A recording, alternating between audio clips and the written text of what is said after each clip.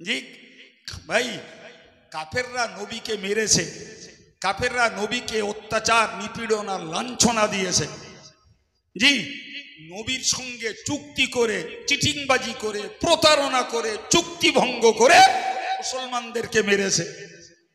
এরপরে আল্লাহ যখন বলেছেন, খোদা আল্লাহ যখন বলেছেন ওই চুক্তি ভঙ্গকারী মুশরিকগুলোরে যেখানে পাও সেখানে মারো, এর জন্য আজকের দেশের কোন কোন অমুসলিমের চচ্চড় করছে যে কোরআন বলেছে মুশরিকদের মারার জন্য, কোরআন বলছে মুশরিকদের হত্যা করার জন্য। কিন্তু একটু নেস তুলে তাকিয়ে দেখা দরকার ছিল যে কোরআন আগে মুশরিকদের মারতে বলিনি, কোরআন সকল মুশরিককে মারতে বলিনি, কোরআন মারতে বলেছে ওই চুক্তি ভঙ্গকারী চিটিংবাজ মুশরিকগুলোর জন্য। তার আগে তোমরা প্রচুর পরিমাণে মেরে এসেছো, নাকানি চুবানি খাইয়েছো, তোমরা মুহাম্মদকে ফাঁস দিয়ে মারার চেষ্টা করেছো, তোমরা বয়কট করেছো, তাকে মক্কার জীবনটা সংকট করে দিয়েছো। ওটা তো নেস তুলে থাকার দরকার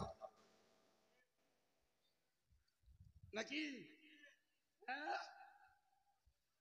ওটা নেস তুলে তাকিয়ে তবে কোরআনের নামে সমালোচনা করার দরকার ছিল। ওটা নেজ তুলে আগে দেখে নিয়ে তবে আল্লাহর নামে সমালোচনা করার দরকার ছিল।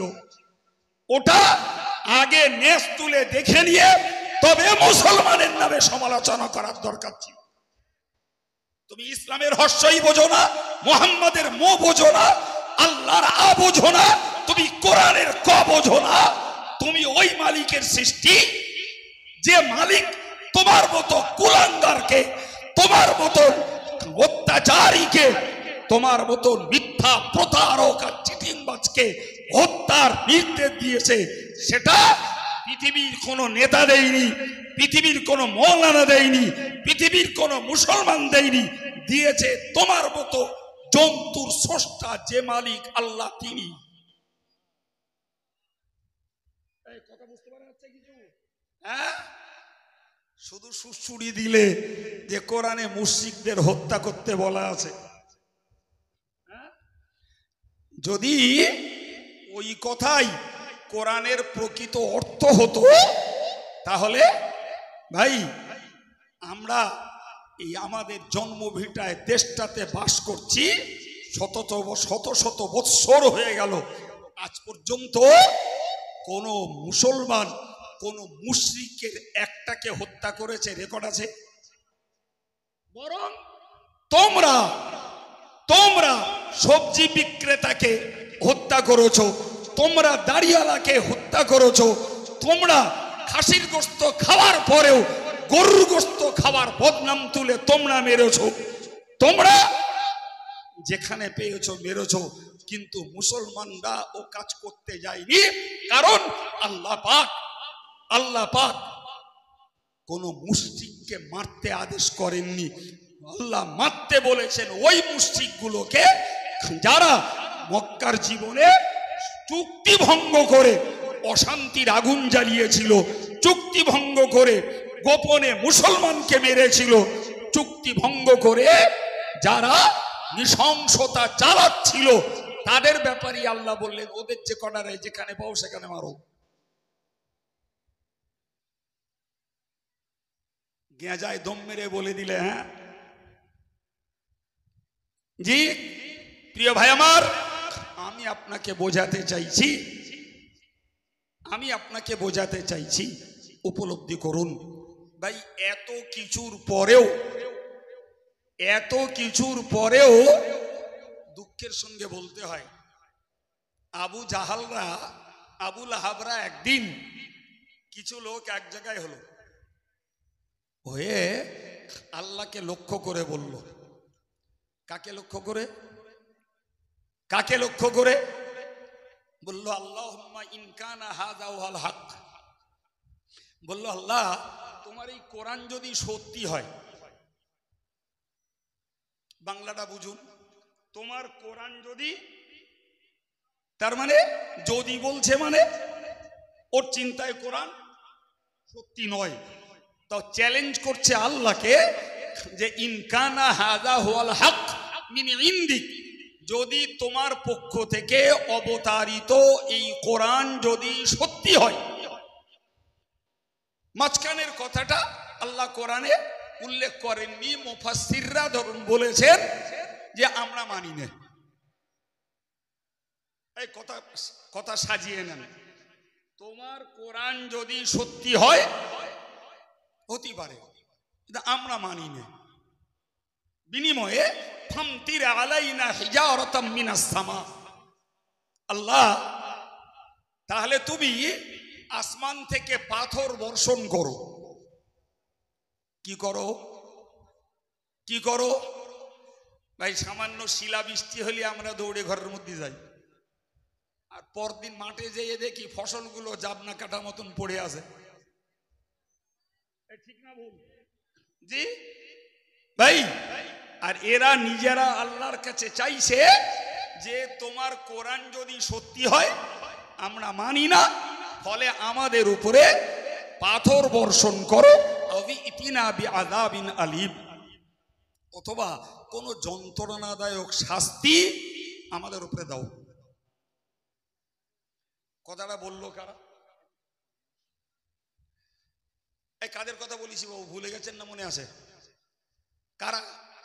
আবু জাহালরা, আবু লাহাবরা দল বেঁধে বলল, ভাই আল্লাহ পাক পাথরও বর্ষণ করিনি, আর কোন যন্ত্রণাদায়ক শাস্তিও আল্লাহ দেয়নি। জি আচ্ছা, বলেন একেতে তুঙ্গে শয়তানি করছে, তুঙ্গে, আর তার উপরে এত বড় কথা বললো খোদা আল্লাহকে লক্ষ্য করে, আর আল্লাহ পাথরও বর্ষণ করলেন না, আর কোন শাস্তিও। নবী পাকের মনটা খুব ভেঙে গেল, কারণ শয়তানেরা যদি উপযুক্ত শাস্তি না পায়, তাহলে শয়তানির মাত্রা বাড়বে না কমবে? আবুল জেহেলদের দশা হলো তাই। ওরা দেখলো বারে আমরা এত বড় কথা বললাম, তা আমাদের ঘাড়ে পাথরও পড়লো না, আর যন্ত্রণাদায়ক শাস্তিও এলো না, তাহলে নিশ্চিত কোরআন ভ্রান্ত, কোরআন মিথ্যা, কোরআন সত্য নয়। সত্য হলে আমাদের উপরে কিছু একটা পড়তো। নাউজুবিল্লাহ বলে, সবাই মিলে বলে। তো নবীর মন খারাপ, যারা এত বড় কথা বললো, তারপরেও আল্লাহ এদের শাস্তি দিলেন না, তাহলে এদের দৌরাত্ম্য, এদের অত্যাচার, এদের বিরোধিতা, এদের শত্রুতা, এদের প্রতিহিংসা আরো বেড়ে যাবে, যেটা স্বাভাবিক।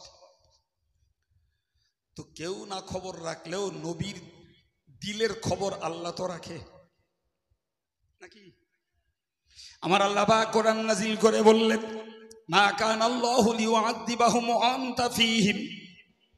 ও নবী তুমি মনে রাখো, আমি আল্লাহ পাক তোমায় জানিয়ে দিলাম, আমি আল্লাহ পাক জানিয়ে দিলাম, ওমা লাহুম আল্লা ইউআযিবুহুমুল্লাহ, কেন ওরা শাস্তি পাবে না? কেন ওরা শাস্তি পাবে না? আজকের এই কথা বলেছে বলে শাস্তি পাবে না, না, এর আগেও ওরা শাস্তি পাওয়ার উপযুক্ত হয়ে রয়েছে।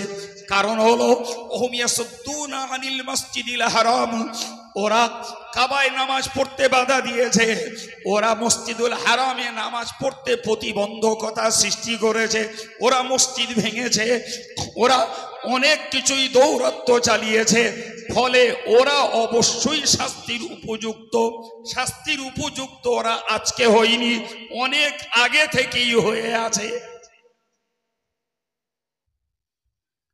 অনেক আগে থেকে। আজকে শুধু এই কথাটা বলেছে এর জন্য শাস্তির উপযুক্ত না।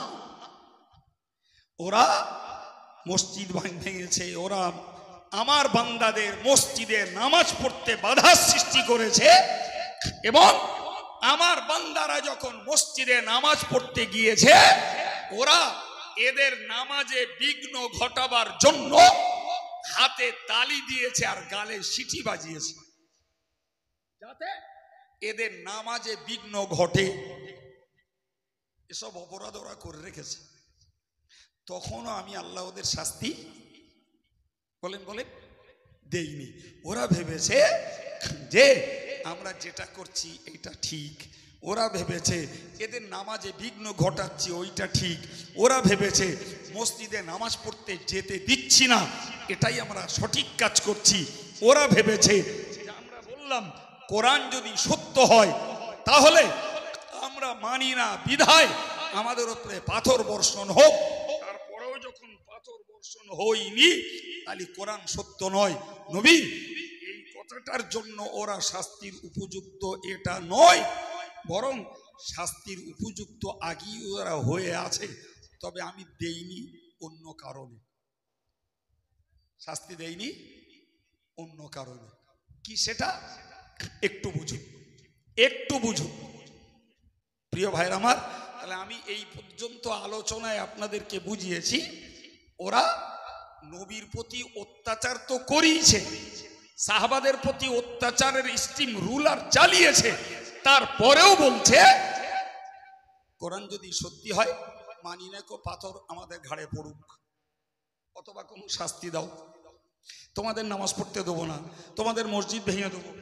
নামাজ পড়তে যাবা তুমি একটা নিরীহ মন নিয়ে, ওরা গেল 20-50 জন গিয়ে একসঙ্গে হাততালি দিল, বিকট আওয়াজ, একসঙ্গে সবাই মিলে গালে শীষ বাজালো।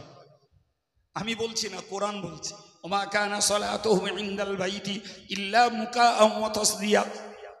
নামাজের নামে কাবার কাছে ছিল ওদের কাজ গালে শীষ বাজানো আর হাতে তালি দাও। ওরা তো নামাজ পড়তো না, যে মুসলমানগুলো পড়তে যেত তাদের বিঘ্ন ঘটানোর চক্রান্তের একটা পদ্ধতি ওই। আল্লাহ বললেন নবী ওরা শাস্তির উপযুক্ত অনেক আগে থেকে হয়ে আছে, আমি দিইনি একটা কারণে। মা কান আল্লাহু লিউআযিবাহুম ওয়া আনতা ফীহিম, আমি আল্লাহ পাক আমার জন্য সমীচীন মনে করি না। আল্লাহ নিজে বলছেন মা কান আল্লাহু লিউআযিবাহুম, আমি আল্লাহর নীতি এটা নয় তুমি যাদের মাঝে আছো আমি ওই অবস্থাতে ওদেরকে শাস্তি দিয়ে ধ্বংস করে দেব। জোরে একটু সুবহানাল্লাহ বলেন। এবার একটু একদম প্লেন ভেবে বলুন দিন, কাফেররা অত্যাচার করে, অবিচার করে, অনাচার চালিয়ে তারা সুস্থ অবস্থায় বেঁচে গেছে, রোজগার করেছে, মাতব্বরি করেছে, জি, এবং রাসূল এবং সাহাবায়ে কেরামদের বিরুদ্ধে তারা নিষ্পেষণ চালিয়ে গেছে, এরপরেও ওরা ধ্বংস হয়নি, ওদের ঘাড়ে পাথর পড়েনি, ওরা সমূলে আযাবে ধ্বংস হয়নি, কেবলমাত্র আমার নবীর খাতিরে। আর একটু জোরে বলেন। আল্লাহ নিজেই বললেন, আলেমদেরকে জিজ্ঞাসা করুন, আল্লাহ বললেন মা কান আল্লাহু লিউআযিবাহুম, আমি আল্লাহ আমার নীতি নয়, আমার জন্য সমীচীন নয় ওদেরকে আযাব দেব এই অবস্থায় আনতা ফীহিম, যে তুমি তাদের মধ্যে থাকবে আর আমি ওই অবস্থায় আযাব দিয়ে ধ্বংস করে দেব, তোমার খাতিরে ওদেরকে ধ্বংস করিনি। কিছু বোঝা যাচ্ছে বাপ? হ্যাঁ ভাই, আজকের আবু লাহাব, আজকের আবু জাহাল, আজকের ওতবা সাইবা রবিয়া ওলিদ, আজকের ফেরাউন হামান নমরুদ কারুন সাদ্দাত, এরা আন্দাজ করে পাচ্ছে না গো, এরা আন্দাজ করে পাচ্ছে না। জি, মনে মনে ভেবেছে আমরা মসজিদের বিরুদ্ধে বলছি, মাদ্রাসার বিরুদ্ধে বলছি, দাড়ির বিরুদ্ধে বলছি, টুপির বিরুদ্ধে বলছি, কোরআনের বিরুদ্ধে বলছি। আল্লাহ বলে কেউ যদি থাকতো তাহলে আমাদের একটা অ্যাকশন নিত। মানে এত কিছু করছি তাও আমার কোনো অ্যাকশন হয় না, মানে আমরা একদম খাঁটি জায়গায় খাঁটি কাজ করছি। এইরকমটাই ভেবেছিল 1400 বছর আগের আবু লাহাবরা। কথা বুঝতে পারছেন কিছু? এদের ওনেজ উঠিনি।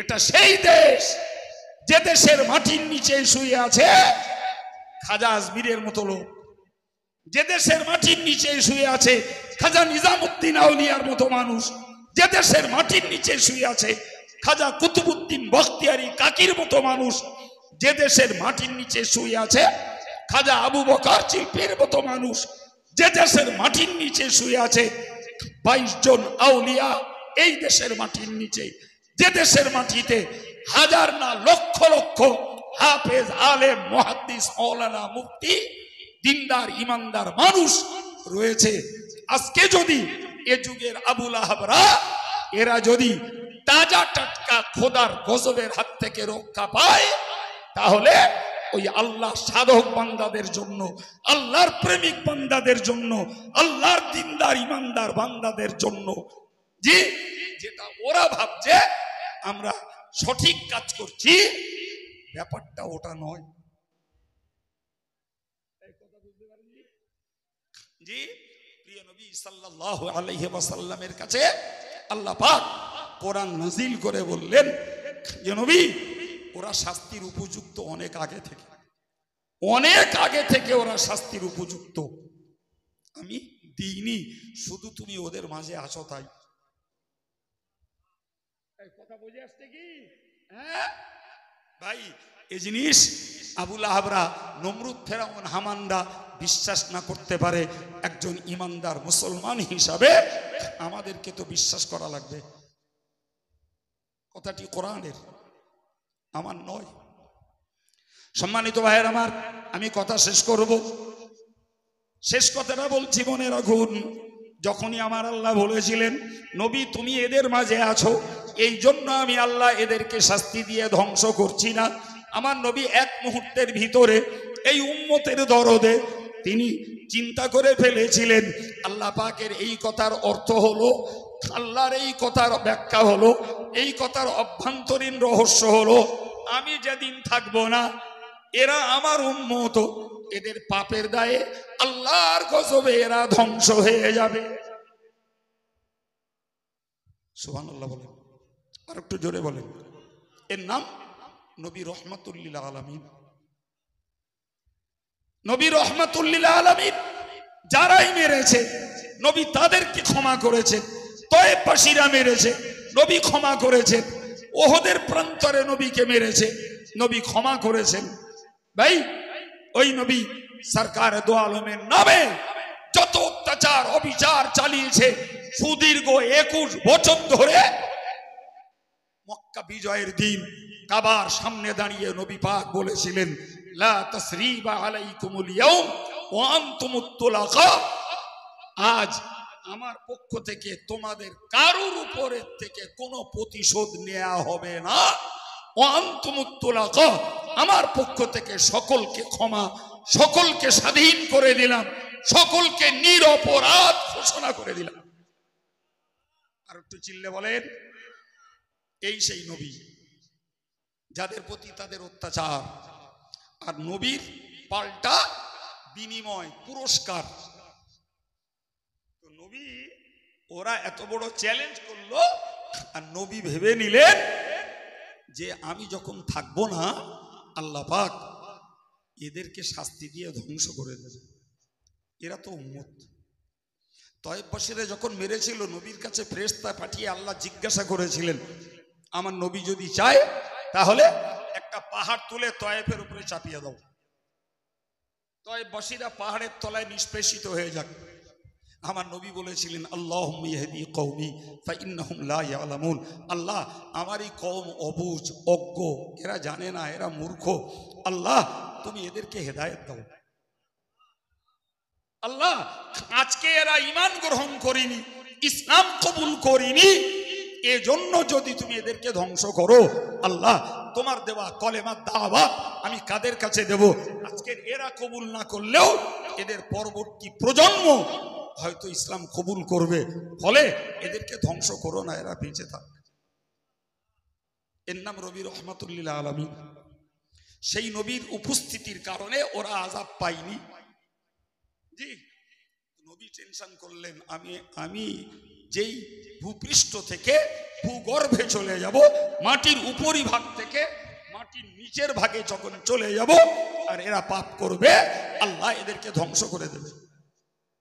সঙ্গে সঙ্গে আমার আল্লাহ কোরআনের আর একটা অংশ নাজিল করে দিলেন, ক্ষমা কান আল্লাহু মুআদ্দিবাহুম ওয়া হুম ইস্তাগফিরুন। মহান আল্লাহ বললেন, নবী হে, তোমার উম্মতের কাছে এটা পৌঁছে দাও, ওরা যত পাপ করুক, যত অপরাধী হোক না কেন, ওরা যদি আমার কাছে ইস্তেগফার করে, পাপ করে যদি ক্ষমা চায়, আমার কাছে অনুতপ্ত হয়, পাপের জন্য অনুশোচনা করে, লজ্জিত হয়, আমি আল্লাহ কথা দিচ্ছি তুমি থাকতে যেমন ওদেরকে ধ্বংস করে দেব না, তুমি না থাকলেও পাপ করে ওরা ক্ষমা চাইলে আমি আল্লাহ ওই ক্ষমা চাইবার বরকতে ওদেরকে ধ্বংসের হাত থেকে হেফাজত করব।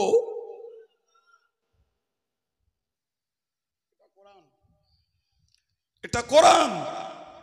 প্রিয় ভাইরা আমার, আমি বক্তব্য ছাড়তে যাচ্ছি।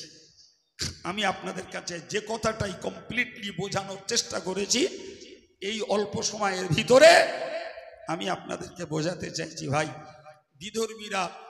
বিধর্মীরা ইসলামটাকে কোন চোখে নেবে, কোরআনের ব্যাপারে কি মন্তব্য করবে, তারা দাড়ি টুপির ব্যাপারে কি মন্তব্য করবে, মসজিদ মাদ্রাসার ব্যাপারে কি বিশুদ্ধার করবে, ওটা সাইডে রাখুন। রেখে আমরা অন্তত পারিবারিক ভাবে আমরা একটু নিজেরা সমীক্ষা করি যে সত্যি আমরা যে পাপগুলো করছি, আমাদের পাপের দায়ে আমরা আল্লাহর কাছে শাস্তির উপযুক্ত নই তো? যদি আমাদের বিবেক বলে হ্যাঁ, আমি না করি আমার ভাই করে, আমি না করি আমার স্ত্রী করে, আমি না করি আমার ছেলে করে, আমার ছেলে করে না আমি করি, আমার ভাই করে না আমার ভাইফোঁটা করে, তাহলে কোরআনের এই ফর্মুলাটা আমাদের কাজে লাগাতে হবে যে যদি আল্লাহর আযাবে গজবে, সে গজব হতে পারে প্রাকৃতিক, সে গজব হতে পারে কোন অত্যাচারী শাসকের দ্বারা, সে গজব হতে পারে কোন অত্যাচারী নেতৃত্বের দ্বারা, সে গজব হতে পারে হিংস্র চরিত্রের মানুষদের দ্বারা। সবের মূলে একটা কথা আমাদের স্বীকার করতে হবে, আল্লাহ আমরা পাপী, তুমি মাফ করে দাও। এটাই কোরআন শিখিয়েছে আমাদের, ওটাই কোরআন আমাদের শিখিয়েছে। নবী তুমি থাকবে না তো কি হয়েছে, তোমার উম্মত যদি পাপ করে ক্ষমা চায়, আমি তাদেরকেও আমি আযাব গজব থেকে রক্ষা করব। ক্ষমাটা তাদের চাওয়া লাগবে। প্রিয় ভাইরা আমার, সুতরাং আমি আমার জাত কওমের কাছে দাঁড়িয়ে গোড়ায় বলেছিলাম জি আমরা আমাদের নিজের আন্ডারটেকিং, নিজের পরিবারের মেম্বার্স যারা, এদেরকেই সামলাতে পারছি না, এদের ভিতরে ইসলামটাকে প্রতিষ্ঠিত করতে পারছি না, এদের ভিতরে কোরআনের শিক্ষাটাকে আমরা বাস্তবায়ন করতে পারছি না। সুতরাং অন্যের উস্কানি বলি আর অন্যের বিশুদ্ধার বলি, তাতে আমাদের শুধু গুনগুন করে লাভ হবে না বাপ। যদি লাভ করতে হয় তাহলে অন্তত পারিবারিক ভাবে আমাদের পরিবারটাকে ইসলামের পথে প্রতিষ্ঠিত করতে হবে, এবং এরপরেও আমাদের নিজস্ব পাপ আচরণের জন্য আল্লাহর কাছে ক্ষমা চেয়ে নিজেদের অসহায়তা, নিজেদের দুর্বলতা, নিজেদের অপারগতা আল্লাহর কাছে পেশ করলে অসহায়ের সহায় তিনি, দুর্বলের জন্য সবল তিনি, অত্যাচারিতের জন্য সাহায্যকারী একমাত্র তিনি। বিশ্বাস করুন, আমরা ফর্মুলা ভুলে গেছি, ফর্মুলা ভুলে যে শুধুই আমরা কিছু রাষ্ট্রীয় নিয়ম পালন করছি। রাষ্ট্রীয় কিছু নিয়ম, মিটিং মিছিল, সভা সমাবেশ, জি আন্দোলন, ধর্ণা, কেস, এগুলো সব রাষ্ট্রীয় নিয়ম। কথা বলেন ঠিক না ভুল? কিন্তু আল্লাহ শিখিয়েছেন সম্পূর্ণ ভিন্ন একটা আধ্যাত্মিকতার নিয়ম, সেটাই আমাদের কাছে বড় অভাব। আল্লাহ বোঝার তৌফিক দেন। পরিশেষে আপনাদেরকে বলবো, নিশ্চিত মনে রাখুন, এটি একটি শিক্ষা প্রতিষ্ঠান যেখানে মেয়েদের দিন শিক্ষার উপরে তৈরি করা হয়। ভাই, অন্য জায়গায় আছে ছেলেদের প্রতিষ্ঠান, তো ছেলে হোক আর মেয়ে হোক, ধর্মশিক্ষা, ধর্মীয় শিক্ষা যেমন প্রয়োজন, তেমন এর বাস্তবায়ন প্রয়োজন। করাই আপনারা জানেন না এমনটি নয়। আমরা কেউ বই পুস্তক পড়ে, কেউ বা অজ নসিহত শুনে একটা কথা স্পষ্ট বুঝে গেছি যে ইসলামটাকে শিক্ষার ভিতর দিয়ে হোক আর আমলের ভিতর দিয়ে হোক প্রতিষ্ঠিত করতে যেয়ে হযরত আদম আলাইহিস সালাম থেকে শুরু করে আজ অবধি একটা বিপরীত পরিস্থিতি মোকাবেলা করি ইসলামটাকে এবং ইসলামী শিক্ষাটাকে এবং ইসলামী জীবনটাকে গড়তে যে বিপরীত পরিস্থিতির মোকাবেলা করেই চলতে হচ্ছে। আবার বলছি, হযরত আদম আলাইহিস সালাম থেকে শুরু করে আজ অবধি ইসলাম ধর্মটাকে গ্রহণ করার জন্য বলি আর ইসলামী শিক্ষাটাকে বাঁচিয়ে রাখার জন্য বলি আর ইসলামী জীবনটাকে গড়ার জন্য বলি, সর্বকালই একটা বিপরীত পরিস্থিতির মোকাবেলা করেই চলতে হচ্ছে। কথাটা সত্যি না মিথ্যা? খানিকক্ষণ আমার সঙ্গে গল্প করুন। যদি এটাকে আমরা সত্য বলে বুঝি তাহলে আমাদেরকে ব্যাকের রেকর্ড দেখে একটা সিদ্ধান্ত নিতে হবে। আপনি ব্যক্তি জীবনে, পারিবারিক জীবনে, সামাজিক জীবনে ইসলামটাকে জিন্দা রাখবেন, ইসলামী শিক্ষাটাকে আপনি বাঁচিয়ে রাখবেন, ইসলামী জীবনটাকে আপনি নিজে তৈরি করবেন। নিঃসন্দেহে কোনো পরিবেশেই আপনি নিরাপদ নন, কোনো পরিবেশেই আপনাকে অবাধভাবে ইসলামী জীবনযাপন, ইসলামী শিক্ষা ব্যবস্থা এবং ইসলাম ধর্মটাকে টিকিয়ে রাখার পক্ষে আপনি বাইরে খেয়াল করার আগে ঘরে খেয়াল করে দেখুন, আপনার ঘরেও অনুকূল পরিবেশ নেই। কথা সত্যি না মিথ্যে? এমনও মুসলিম পরিবার পাওয়া যাবে, স্বামী আল্লাহওয়ালা, স্ত্রী ইসলামের ধার ধারে না, বাপ মা অর্থাৎ স্বামী স্ত্রী দুজনাই ধার্মিক ধার্মিকা, তাদেরই ঔরসের আর গর্ভস্থ সন্তানেরা তারা ইসলামটাকে কার্যত মূল্য দেয় না। কথা বাস্তব না অবাস্তব? বাস্তব। আপনি আমি নিজে, এটা একটা মেয়েদের মাদ্রাসা, প্রচুর মহিলা অভিভাবিকা এখানে থাকতে পারে। খোঁজ করে দেখুন যে আপনি আপনার নিজের স্ত্রীটাকে ইসলামের পথে গড়ে তুলবেন, সেক্ষেত্রেও সকলেই সহমত পোষণ করবে না। নিজের স্ত্রী, তারপরেও সে ইসলামের বিপরীত পথ নেবে, আপনি তাকে বোঝাতে যাবেন, সে উল্টো আপনার উপরে রাগ করবে। বিশ্বাস হচ্ছে? যদি বিশ্বাস না হয় তো আমি একটা ছোট্ট উদাহরণ দিই। আচ্ছা বলবেন সত্যিকারের আজকের এই মুসলিম পরিবারের যে বিবাহগুলো হচ্ছে, আচ্ছা কটা বিবাহের মজলিস আছে যেখানে মেয়েরা যায় না? শতকরা কটা পাবেন মনে হয়? কথা বলুন। আমি একলা বকবো না, আপনাদের একটু বকতে হবে আমার সঙ্গে। না এত পয়সার ভাগ্যবান যা দেয়, আমার সঙ্গে বকতে হবে।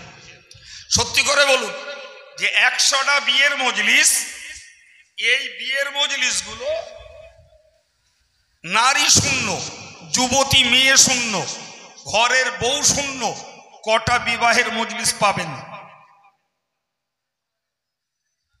এরা কারা?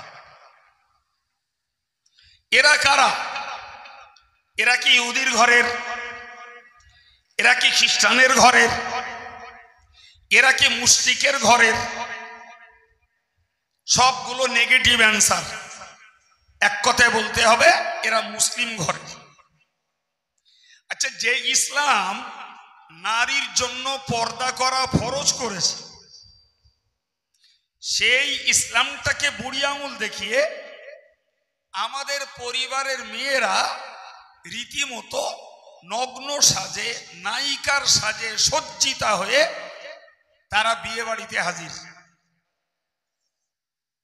আপনি প্রতিরোধ করতে যাবেন, আপনার সঙ্গে মুখ কালাকালি অবশ্যম্ভাবী, আপনার সঙ্গে মতবিরোধ অনিবার্য। সত্যি না মিথ্যা? ভাই, পরের কাছে ইসলাম প্রতিষ্ঠিত করার আগে যদি নিজের ঘরে আমি ইসলাম প্রতিষ্ঠিত করতে অপারগ হয়ে যাই, সেখানে যদি আমি অক্ষম হই, তাহলে অন্যের কাছে ইসলামের আদর্শ আর ইসলামের স্বচ্ছতা আর ইসলামের সত্যতা প্রচার করব, প্রতিষ্ঠিত করব, ব্যাপারটা নিশ্চিত বাধা মুক্ত নয়। ঠিক না ভুল? আজকের মুসলিম ঘরের যুব সমাজটাকে যদি আমরা মূল্যায়ন করি, সেখানেও দেখতে পাবো যুব সমাজ পর্নোগ্রাফিতে, চিত্ত বিনোদনে এবং চরিত্র হরণে যে পরিমাণ মেতে উঠেছে, তাদেরকে বাঁচিয়ে আনা অত্যন্ত দুষ্কর। বিশ্বাস হয়? হ্যাঁ না বলেন, কথা বলেন, বিশ্বাস হয়?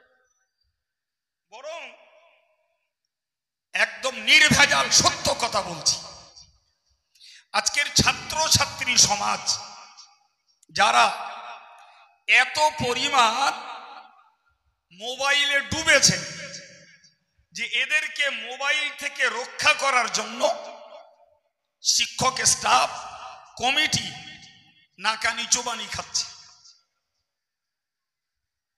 বিশ্বাস হচ্ছে? সেই মোবাইলগুলোকে রাফ ইউজ করছে, সেই মোবাইলগুলোতে চরিত্র নষ্ট করছে। সংখ্যা যেটা কটাই হোক, সেই মোবাইলগুলোকে হারাম প্রোগ্রামে ব্যবহার করছে।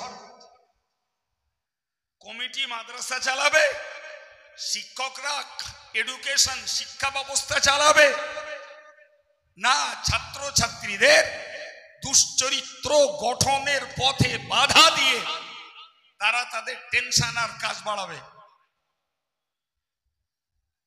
আমার কথাগুলো কিছু বোঝা যাচ্ছে? তাহলে আমরা মেয়ে মহল দেখছি, যুবক মহল দেখছি, ছাত্র ছাত্রী মহল দেখছি। অত্যন্ত বেদনার সঙ্গে ভাবতে ইচ্ছা করছে যে এরা আমাদের আন্ডারটেকিং, এরা আমাদের পরিবারভুক্ত, এরা আমাদের অধীনস্থ, এরা আমাদের কষ্টোপার্জিত রোজগারের উপভোগী। তারপরেও তাদের মাঝে আমরা কোরআনী বিধানকে, ইসলামী শাসনকে দেশে নয়, পার্টিকুলার নিজের জীবনে বাস্তবায়িত করতে আর করাতে আমরা দুর্বল। কি বলছেন? ঠিক না ভুল? সম্মানিত ভাইরা আমার, ভেবে বলুন, যদি আমাদের নিজেদের ঘরের অবস্থা পর্যবেক্ষণ করলে এই দাঁড়ায়, সব নবীর কথা ছেড়ে দিয়ে আমার নবীর কথা যদি ধরি, আমার নবী তো একটি ধর্মশূন্য, তৌহিদ শূন্য এবং মনুষ্যত্ব আর মানবতা শূন্য সমাজে নবীকে আল্লাহ পাঠিয়েছিলেন ইসলামকে প্রচার করার জন্য, কোরআনী বিধানকে প্রতিষ্ঠিত করার জন্য, মাটির মানুষকে প্রকৃত মানুষে পরিণত করার জন্য এবং জান্নাতের উপযুক্ত মানুষগুলোকে মৃত্যু পূর্ব পর্যন্ত জান্নাতি গুণের ওপরে কায়েম রাখার জন্যই ছিল নবীর জীবনের 23 বছরের আপোষহীন সংগ্রাম।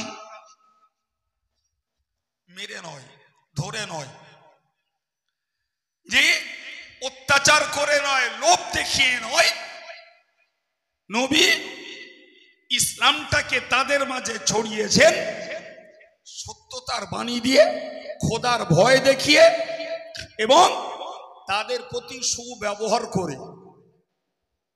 এরপরেও অবাক কাণ্ড, আশ্চর্য ব্যাপার, ভালো করে খেয়াল করুন। ওই নবীকে এদের কাছে শুনতে হয়েছে যে মোহাম্মদ মস্তিষ্ক বিকৃত। ওই নবীকে শুনতে হয়েছে মোহাম্মদ পাগল। ওই নবীকে শুনতে হয়েছে মোহাম্মদ মিথ্যাবাদী। ওই নবীকে শুনতে হয়েছে মোহাম্মদ চরিত্রহীন। ওই নবীকে শুনতে হয়েছে মোহাম্মদ ধর্মত্যাগী।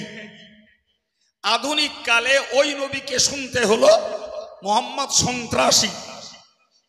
ওই নবীকে শুনতে হলো মোহাম্মদ একজন ধর্ম ব্যবসায়ী। সবাই মিলে একবার চিল্লে বলুন। পালা করে বলতেছেন? একবার সবাই মিলেমিশে বলা যাবে না? আর একটু চিল্লে বলুন, শয়তানের একটু লজ্জা লাগুক। নাউজুবিল্লাহ। এগুলো কোরআনের জ্বলন্ত জ্বলন্ত তথ্য। আমি একটা করে তথ্য তুললে রাত 3টে বাজবে। আমারও শক্তিতে কুলাবে না, আর ময়দানে আপনাদেরকেও পাওয়া যাবে না। আমি শুধু সার কথাটা আপনাদের মাথায় দিচ্ছি।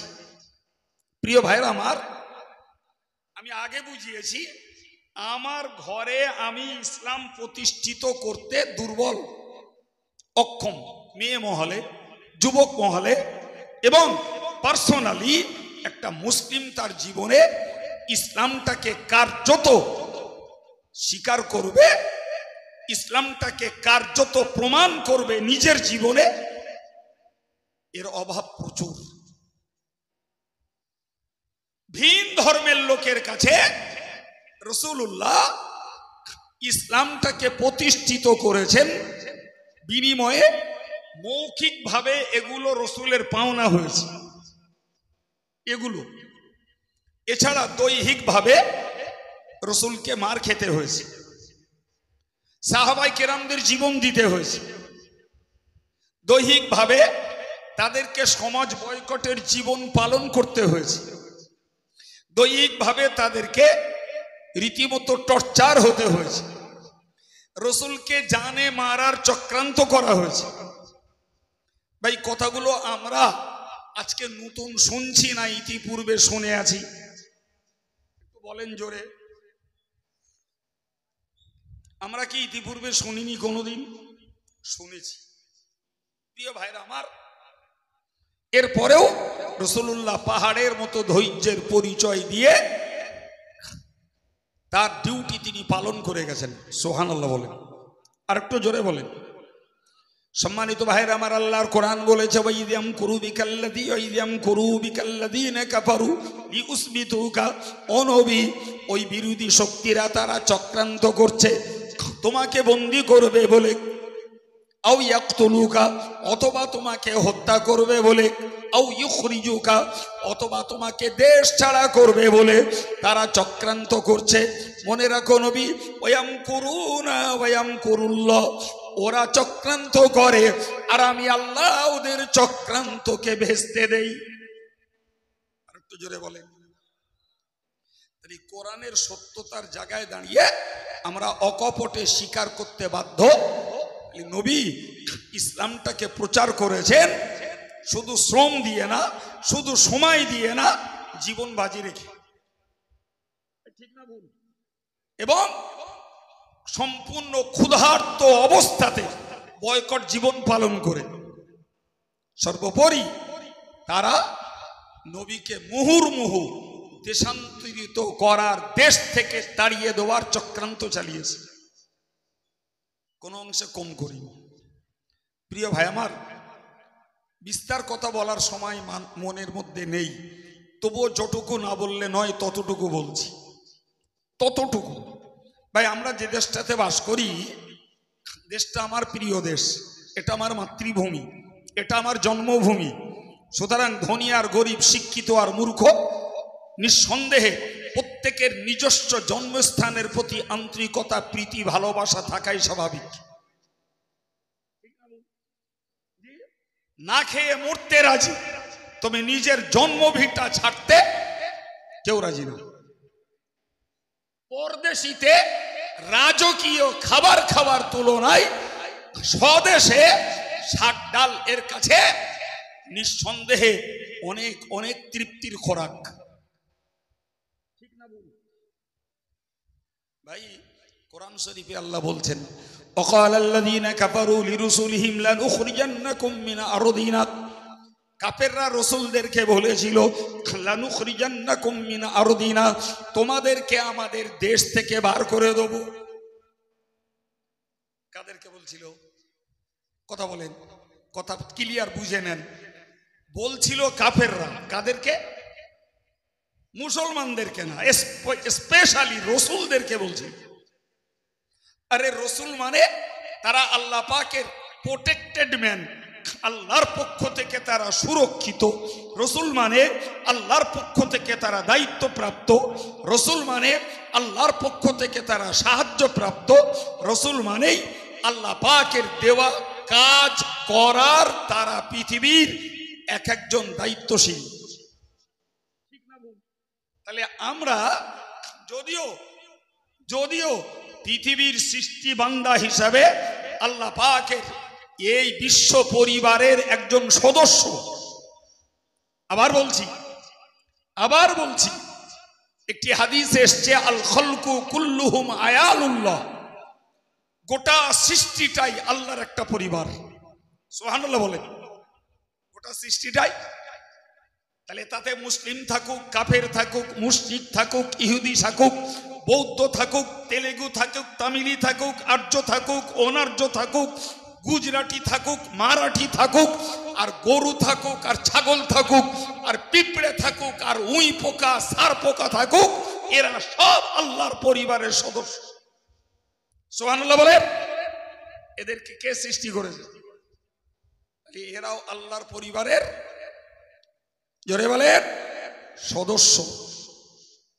এরপরে নিশ্চিত মনে রাখতে হবে, এই গোটা পরিবারভুক্ত সদস্য যারা, এদের মধ্যে শ্রেষ্ঠ সদস্য হলেন আল্লাহ পাকের নবী এবং রাসূলগণ।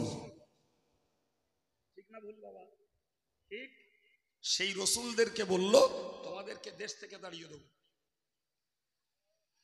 কথাটা শুনলে মনে হবে দেশ যেন ওদের পৈতৃক সম্পত্তি। কথাটা শুনে বললে মনে হবে দেশ যেন ওদের মালিকানা সম্পদ। সুতরাং আমার দেশে তোমাদের থাকতে দেবো না। মামুর বাড়ির আবদার। ভাই বুকে হাত দিয়ে বলুন, সেদিনের কথা আর আজকের দিনের কথা, দুটোর পার্থক্য কোথায়? এই কথা বলেন। পার্থক্য আছে? এক বিন্দু পার্থক্য নেই। সেদিনের কথা যে আজকের কথা কোথায়? জি সম্মানিত ভাইয়েরা আমার, ভালো করে মনে রাখুন, আমার আল্লাহ পাক কোরআন শরীফে জানিয়েছেন, আন্নাল আরদা লিল্লাহি ইউরিসুহা মান ইয়াশাউ মিন ইবাদি। মহান আল্লাহ পাক বলেন, হে বিষ্ণু মানব, তোমরা মনে রাখো, জমিন হলো আমি আল্লাহর, জমিনের মালিক হলাম আমি। জমিনের মালিক তোমরা কেউ নয়, আমি আল্লাহ। যতদিন যাকে যতটা পরিমাণ, তিনটে বাক্য মনে রাখুন, যতদিন যাকে যতটা পরিমাণ ভোগ করতে দিই, সে ততদিনের জন্য ততটা পরিমাণ ভোগ করে। সময় হলে জমি জায়গায় থাকে, ভোগ দখলিকাররা চলে যায়। মাঝখানে কোস্তাকুস্তি ধস্তাধস্তি করি, এ জমি আমার, ও জমি আমার, ও জমি আমার, সব মিথ্যা কথা। আমরা একটারও মালিক নই, আমরা উপভোগী। মালিককে চিল্লে বলেন, মালিক আল্লাহ। যদি আমরা মালিক হতাম বাবু, তো আমরা থেকে যেতাম, জমি চলে যেত। কিন্তু পৃথিবীর সিস্টেম, পরদাদা গেছে, দাদা এসেছে, দাদা গেছে, আব্বা এসেছে, আব্বা গেছে, আমি এসেছি, আমি যাব, আমার ছেলে আসবে। এই তো সিস্টেম। তাহলে জমির মালিক আমরা কেউ নই, আমরা জমির উপভোক্তা। আমরা শুধু ভোগ করছি, তাও অনিশ্চিতকাল। কি বলেছি? তিনটে বাক্য, যাকে যতটা পরিমাণ আর যতদিন ভোগ করতে দেবেন সেটি তার ইচ্ছা। মালিককে জোরে বলে। তাহলে যারা বলছে যে এটা আমার দেশ, আমাদের দেশ, এ দেশে থাকতে গেলে হয় আমাদের দলে ভিড়তে হবে, না হলে এ দেশ ছাড়তে হবে।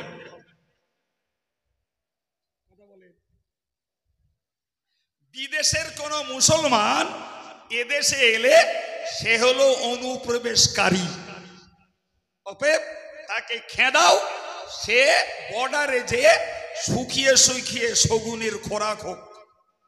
আর বিদেশ থেকে যদি কোনো নন মুসলিম এদেশে আসে সে হলো শরণার্থী, তার জন্য বরাদ্দ জামাই আদর। আপনারা কি সুন্দরবনের দিকে বাসটাস করেন নাকি? না আমার কথাগুলো সত্যি? আমি বাস্তব বলছি না মরিচ ঝাঁপির গল্প বলছি? কি বোঝা গেল এতে? বোঝা গেল দেশটা যেন কারোর পৈতৃক সম্পদ। সম্মানিত ভাইরা আমার, হে ছেলেরা মনে রাখুন, খামার আল্লাহ পাক কোরআন শরীফে বললেন, ওয়াকাল আল্লাযীনা কাফারু লিরুসুলিহিম লানুখরিজান্নাকুম মিন আরদিনা আও লাতাউদুন্না ফি মিল্লাতিনা। তাদের বক্তব্য ছিল আমাদের দেশ থেকে তোমরা বেরিয়ে যাও অথবা আমাদের ধর্মে ফিরে এসো। কেস তো একই, কেস একই। তুমি আমার সঙ্গে সহমত পোষণ করো, আমার দলে চলে এসো, আমার পক্ষে এসো, তোমার নো টেনশন। জি প্রিয় ভাইরা আমার, আমার আল্লাহ বললেন, নবী হে শোনো, আমি আল্লাহ তোমাদেরকে বলছি, ফাওয়াহা ইলাইহিম রাব্বুহুম লানুহলিকান্নায যালিমিন। কোনো চিন্তা নাই, কোনো টেনশন নিও না, কোনো দুশ্চিন্তায় ভুগো না। আমি আল্লাহ পাক জানিয়ে দিলাম, ফাওয়াহা ইলাইহিম রাব্বুহুম, রাসূলদের কাছে আল্লাহ ওহী পাঠিয়ে বলে দিলেন, লানুহলিকান্নায যালিমিন, ওই অত্যাচারী ফেরাউন, অত্যাচারী হামান, অত্যাচারী নমরুদ, এদেরকে আমি আল্লাহই ধ্বংস করে দেব। আচ্ছা এক কাজ করি, হ্যাঁ এদের বলি খিচড়িটা খাইয়ে দেখ, দেখে একটু ইঞ্জিনি জোর হয় কি, যদি সুবহানাল্লাহ একটু জোর হয়। যা সুবহানাল্লাহ বলতেছেন মনে হচ্ছে যেন আজকে 30 রোজা পার হলো। একটু মন খুলে অন্তত আল্লাহর খুশিতে একটু সুবহানাল্লাহ বলেন। আল্লাহ যে এত সুন্দর একটা পুরস্কার ঈমানওয়ালাদের দিলেন, যে তোমাকে বলছে হয় আমাদের দলে মতে ফেরো, না হলে আমার দেশ থেকে বেরিয়ে যাও। আমার আল্লাহ বলছেন আমি ওই অত্যাচারীদেরকে ধ্বংস করে দেব। সুবহানাল্লাহ। কি গো, এই বার্তাটা আমাদের জন্য কি তৃপ্তির নয়? হ্যাঁ,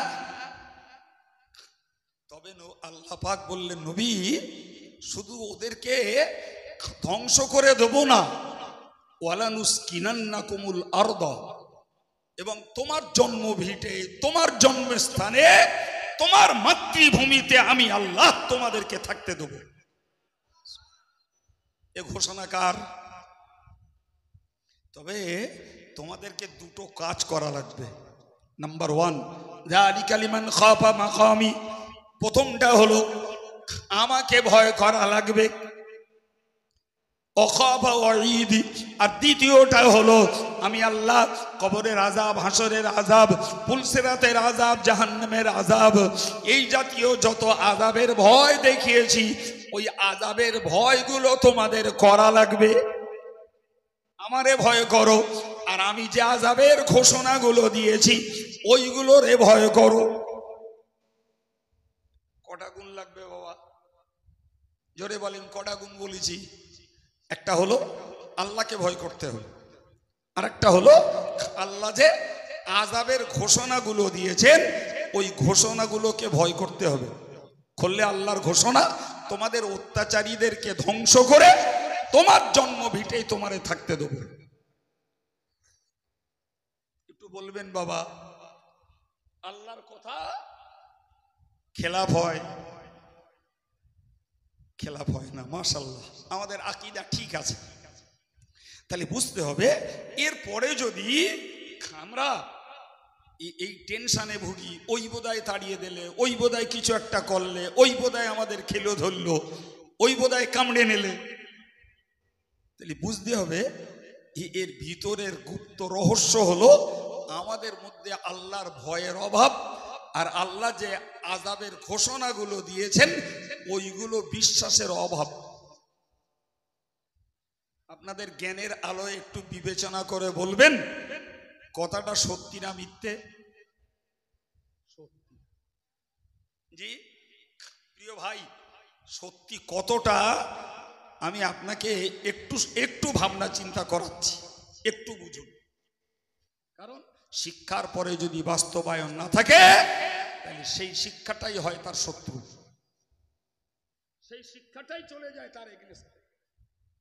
জি, আমি নামাজ পড়তে হয় এটা শিখেছি, নামাজ আমি পড়ি না, দ্যাট মিন্স আমার ওই নামাজ পড়তে হয় শিক্ষাটাই পরবর্তীতে আমার জাহান্নামে যাওয়ার কারণ। কথা ঠিক না বল? আমি নামাজ পড়ি না, শিখেছি পড়তে হয়, জি, তাহলে সেটাই হবে আমার জন্য শাস্তির কারণ, ঠিক না বল? ফলে আমি আপনাদেরকে বলবো, আমরা কেউ শিক্ষা দরদি, কেউ শিক্ষার সহযোগী, কেউ আমরা অভিভাবক, কেউ অভিভাবিকা, আমাদের ছেলে মেয়েরা দিন শিক্ষার ছাত্রছাত্রী, সবাইকে নিয়ে আমার আলোচনা যে আমরা শিক্ষাটাকে জীবনে কাজে লাগাই, door to door, man to man, এবং এরপরেও আমরা সাধু নই, অপরাধ আমাদের পায়ে পায়ে বিজড়িত, তার জন্য আল্লাহর কাছে ক্ষমা চাই। অত্যাচারীর ব্যবস্থা আল্লাহ নেবে আর হেফাজত আমাদেরকে আল্লাহ করবে। প্রিয় ভাইরা আমার, আলোচনা ছাড়ছি, দোয়া চাচ্ছি, দোয়া রাখছি। জি, শুধু মজলিসের লোকেদের জন্য না, মুসলিম জাতির জন্য। আসুন প্রিয় নবীর প্রতি একটু সালাম। ইয়া নবী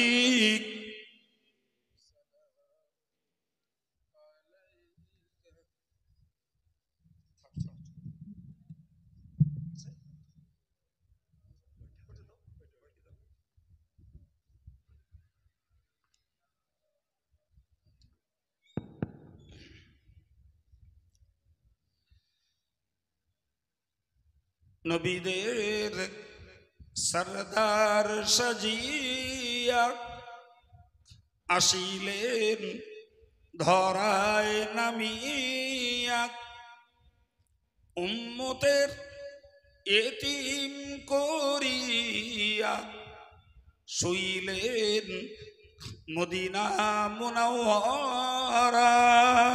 ইয়া নবী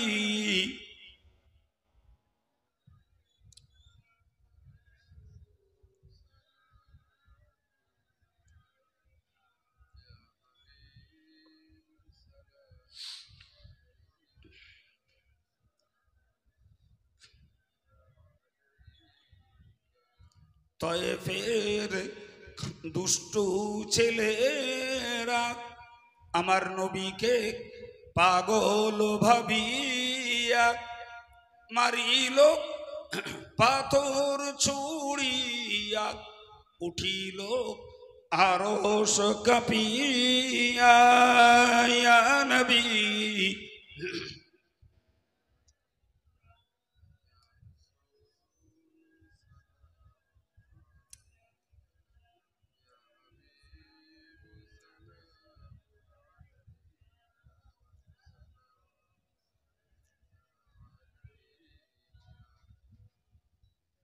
আমরা যে নবীর দিওয়ানা, তিনি যে মোদের ঠিকানা, কবে যাব আবার মদিনা, পাঠালাম সালামের নজরানা। ইয়া নবী